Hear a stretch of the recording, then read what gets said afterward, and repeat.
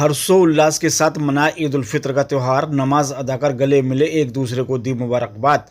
भगतपुर रविवार की शाम को जैसे ही ईद का चांद नजर आया, मुस्लिम समुदाय में खुशी की लहर दौड़ गई और मुबारकबाद का सिलसिला शुरू हो गया। सोमवार को सुबह से ही ईद उल फित्र की तैयारियां शुरू हुई। सभी ने नए नए कपड़े पहने और बड़ी संख्या में मुस्लिम समुदाय के लोग इस्लामिक लिबास में ईदगाह पर पहुंचे। बच्चों ने भी खेल खिलौनों की दुकानों से खिलौने खरीदे और निर्धारित समय से जामा मस्जिद के पेश इमाम मुफ्ती मोहम्मद मुकीमुर रहमान ने नमाज अदा कर मुल्क की तरक्की, खुशहाली, अमन चैन और भाईचारा कायम रहे, इसके लिए दुआएं की। नमाज के बाद सभी ने एक दूसरे के गले मिलकर ईद की मुबारकबाद दी। सुरक्षा व्यवस्था के लिए थाना प्रभारी रविंद्र प्रताप सिंह भारी पुलिस बल के साथ सतर्क और मुस्तैद रहे।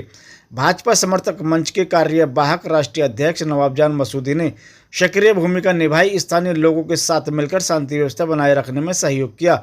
वहीं ईद की नमाज सकुशल संपन्न होने पर थाना प्रभारी को संयुक्त रूप से फूलों का गुलदस्ता देकर ईद की मुबारकबाद और शांति व्यवस्था को लेकर उनके कार्य की सराहना की। वहीं भाजपा समर्थक मंच के कार्यवाहक नवाबजान मसूदी के आवास पर ईद मिलन समारोह का आयोजन किया गया। बड़ी संख्या में क्षेत्र के ग्रामीणों ने गले मिलकर ईद की मुबारकबाद दी।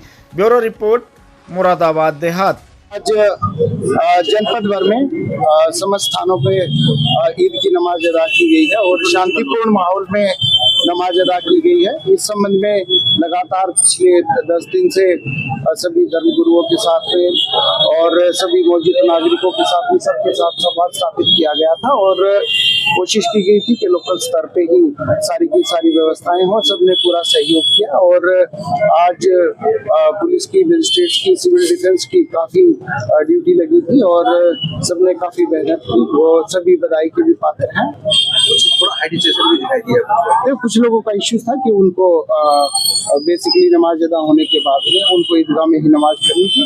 वो इमाम साहब के साथ वार्ता की गई और उनके द्वारा शांतिपूर्वक ढंग से नमाज अदा की गई है। सर, आप माहौल कैसा है? बिल्कुल बढ़िया है। माहौल में क्या दिक्कत?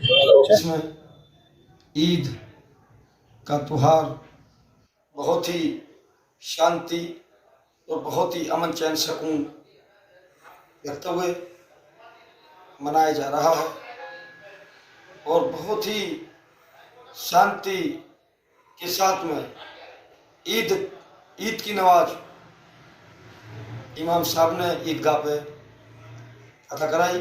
ईदगाह पर नमाज अदा करने के बाद इमाम साहब ने पूरे देश के लिए, पूरी दुनिया के लिए अमन और चैन सुकून के लिए दुआएं की। सबका साथ, सबका विकास, सबके लिए दुआएं की। प्रशासन का और भगतपुर थाना प्रशासन का मैं बहुत बहुत उनको भी मुबारकबाद देता हूँ और बहुत बहुत उनका शुक्रिया अदा करता हूँ। तो लेकर पूर्व त्यौहार भी और जितने त्यौहार हुए हैं बहुत ही शांति व्यवस्था बनाए रखी है।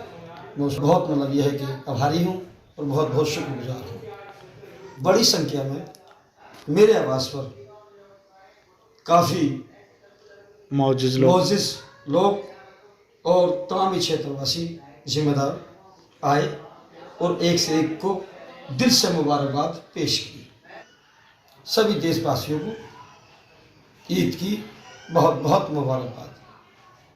जी, मैं मुकीमुर रहमान निज़ामी और अल्हम्दुलिल्लाह तमाम मुसलमानों ने एक साथ मिलकर के नमाज ईद उल फित्र अदा की है और मोहब्बत भरा पैगाम दिया है कि अल्हम्दुलिल्लाह हमें इत्तिफाक और इत्तिहाद और भाईचारगी कायम है और अल्लाह से दुआ भी है कि अल्लाह रब्बुल इज़्ज़त कौम मुस्लिम में इत्तिफाक और इत्तिहाद पैदा फरमाए।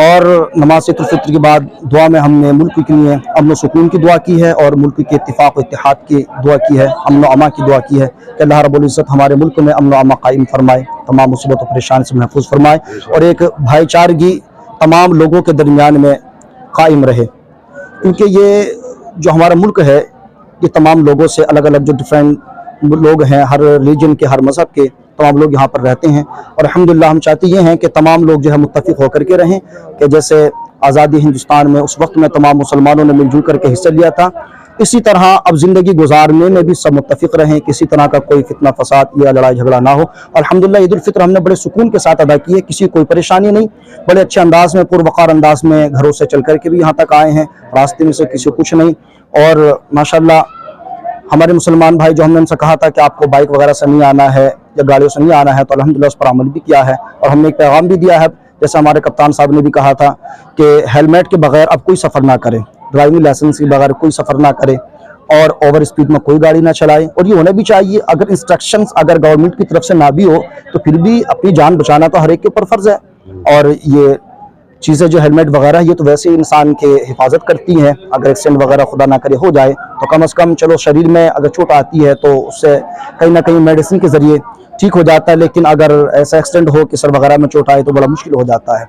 बहरहाल अल्लाह तबारक व तआला सबको मुत्तफ़िक़ फरमाए और ईद उल फित्र की खुशियाँ सबको नसीब फरमाए।